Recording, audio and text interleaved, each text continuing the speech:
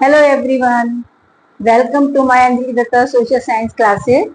आज की क्लास में हम लोग नेशनलिज्म इन यूरोप लेसन जो हमने शुरू किया हुआ है उसकी हम थर्ड यूनिट जो है वो हमारी शुरू हुई भी है। उसके बारे में हम बहुत सारे टॉपिक डिस्कस कर चुके हैं। मैं थोड़ा सा ब्रीफ करती हुई लेकर के आती हूँ। सबसे पहले हमने 1830s में हमने फ्रेंच रेवोल्यूशन के बारे में हमने पढ़ा था और वहां पर जो लुई फिलिप जो है कॉन्स्टिट्यूशन मोनार्क वहां पर स्टैब्लिश हो गए थे।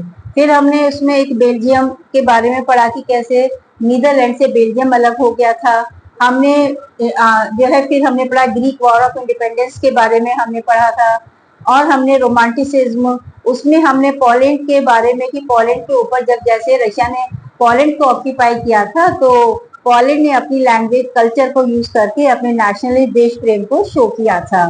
ठीक है, तो और उसके बाद फिर हमने इससे पहले वाली जो मैंने वीडियो डाली थी उसमें मैंने 1830 का पीरियड जो था वो कैसे यूरोप के अंदर बड़ी परेशानियों का पीरियड था उसके बारे में साइलेशन में कैसे वीवर्स ने रिवोल्ट किया था।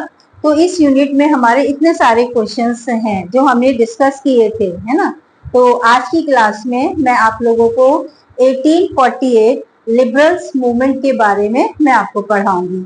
ध्यान से सुनिएगा और देखिए इस यूनिट में जो आज की क्लास है मैं उसमें आपको फ्रैंकफर्ट पार्लियामेंट के बारे में बताऊंगी। तो उसे बड़ा इंपॉर्टेंट क्वेश्चन है, बोर्ड में अक्सर पूछा जाता है। तो चलिए हम अपना आज का टॉपिक शुरू करते हैं। तो सबसे पहले हम शुरू करने से पहले उस पीरियड में चलते हैं, उस समय क्या क्या यूरोप में क्या क्या चल रहा था।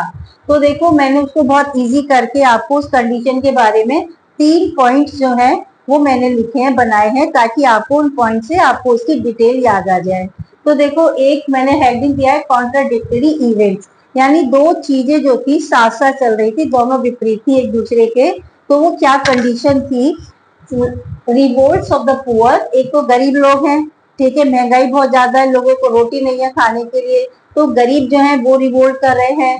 अनएम्प्लॉयमेंट है और स्टार्विंग पीजेंट जो है वो भूख से मर रहे हैं, ठीक है।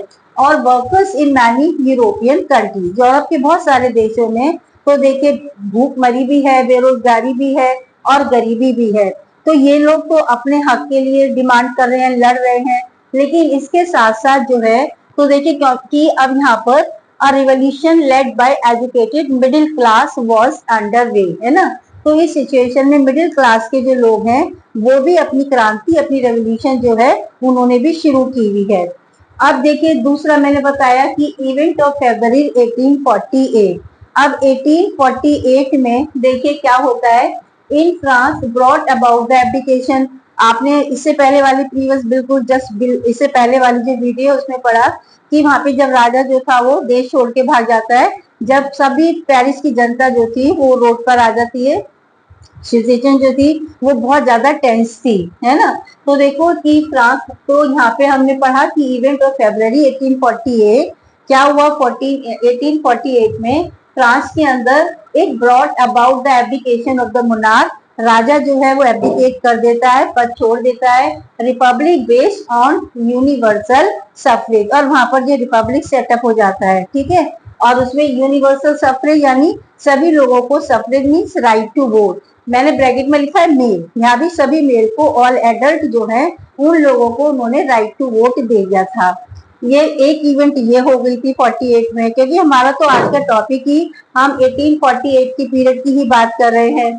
फिर देखिए कि demand of other European country. अब यहाँ पर यूरोप के अंदर अभी कोई नेशन स्टेट नहीं थे, तो देखो ये जो है आपके Italy, Poland, Austro Hungarian empire, है ना, इन सभी देशों के जो लोग थे, man and women of the liberal middle class, liberal middle class के यहाँ पर इन देशों के लोग जो है ये कंबाइंड देयर डिमांड। अब इन लोगों की, ये सभी लोग जो है अपनी डिमांड को मिला लेते हैं एक सभी की, क्योंकि सभी की कॉमन डिमांड थी। ये सभी लोग क्या चाह रहे थे कि ये पार्लियामेंट्री सिस्टम देश के अंदर आ जाए, एक नेशन स्टेट हो, एक कॉन्स्टिट्यूशन हो और फ्रीडम ऑफ एसोसिएशन हो, लोगों को अपनी संगठन बनाने की आजादी, फ्रीडम मिलनी चाहिए, और फ्रीडम ऑफ प्रेस, ठीक है। तो ये सारी डिमांड, इनकी 3 डिमांड थी। तो ये मिडिल क्लास के लोग जो हैं दे कंबाइंड देयर डिमांड। क्या क्या डिमांड्स है बच्चों की? एक तो कॉन्स्टिट्यूशन विद नेशनल यूनिफिकेशन, अपने देश को यूनिफाई भी करना चाह रहे थे, जिसे हम अब आगे की क्लास के अंदर मैं आपको वही पढ़ाऊंगी।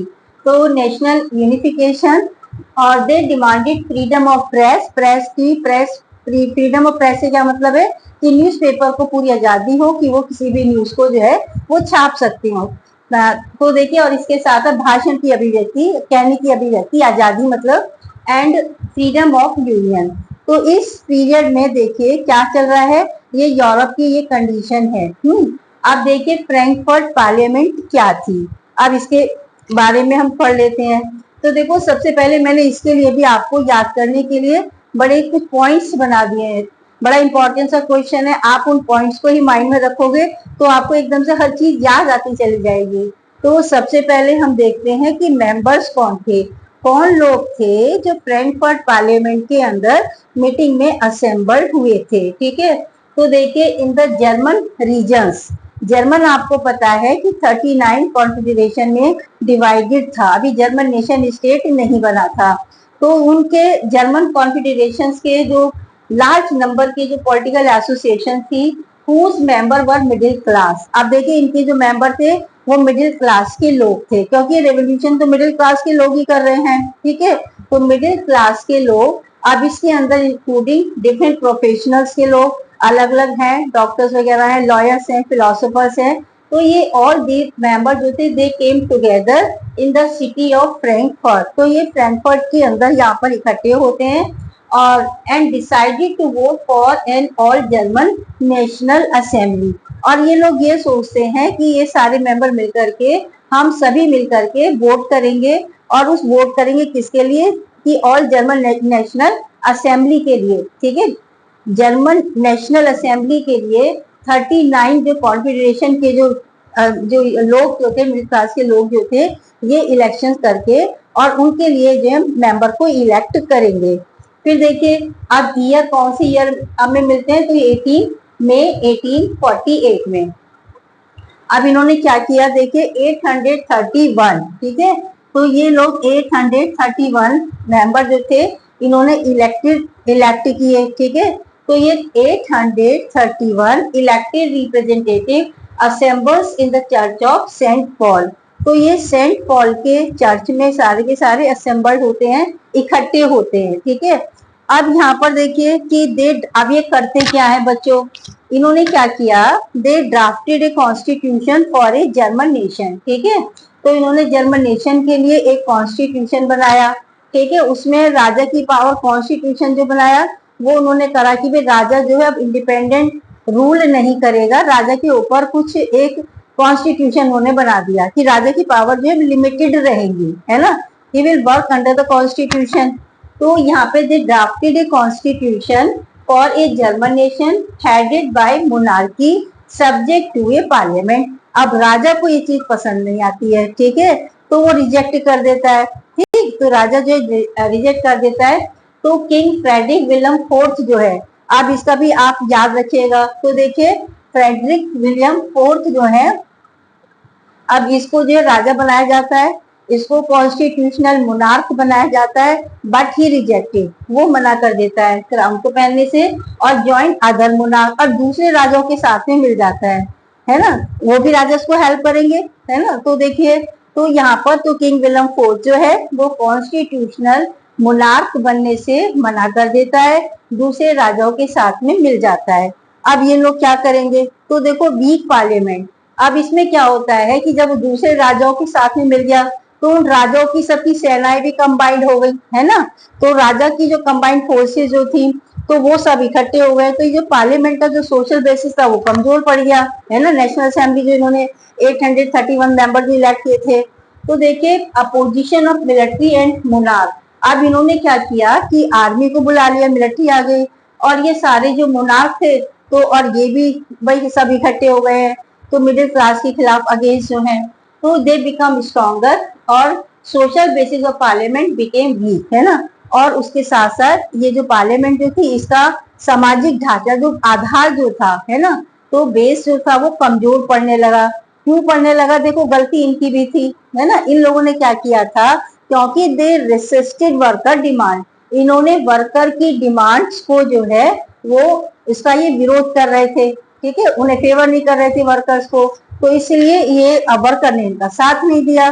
तो देखिए फाइनली क्या होता है, इसका एंड क्या होता है कि ट्रूप्स वर कॉल्ड, सेना को बुलाना पड़ता है, और वहां पर जो assembly was forced to disband, और असेंबली को भंग कर दिया जाता है।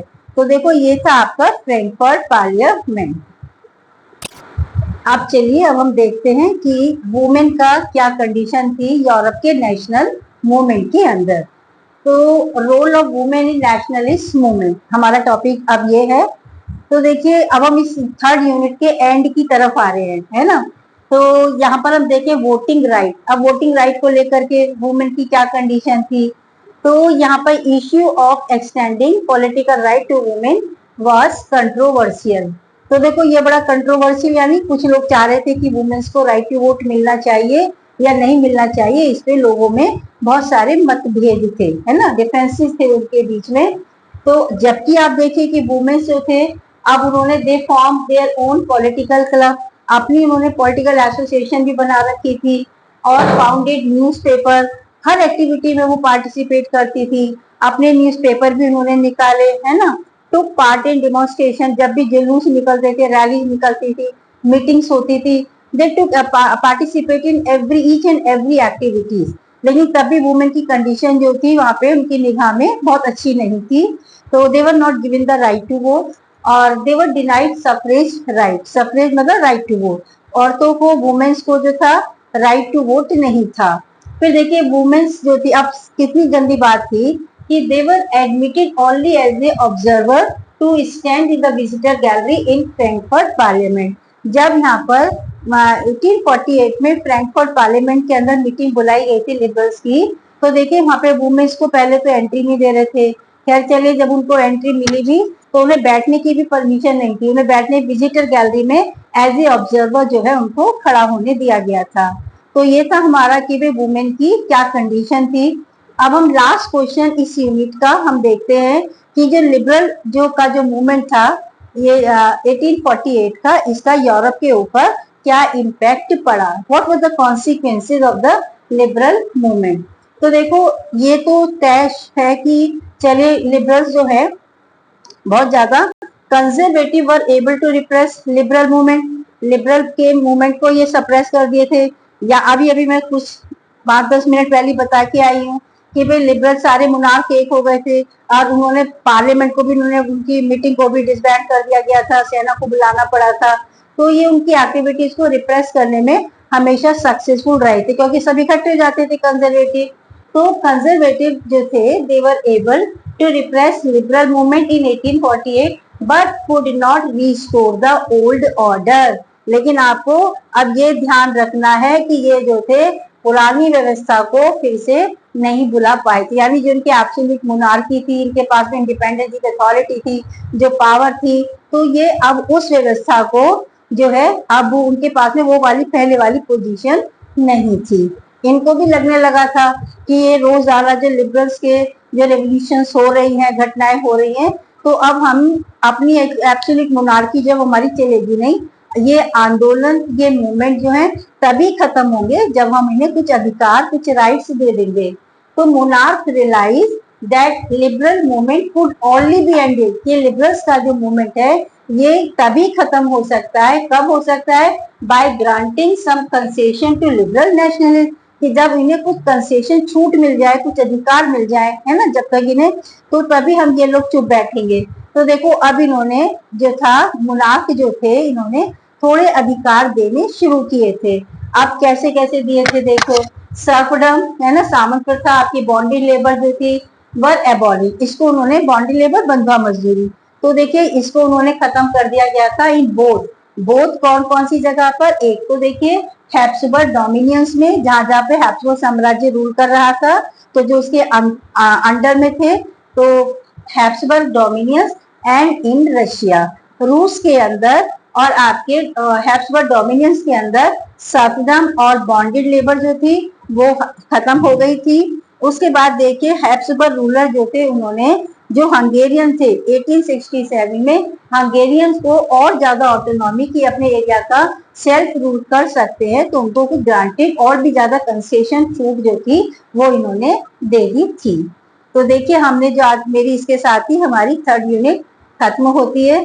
कोई दिक्कत हो आप मुझे कमेंट बॉक्स में जरूर बताइएगा कि अगर कोई प्रॉब्लम है, कोई चीज आपको नहीं समझ में आई है तो आप मुझसे पूछिएगा।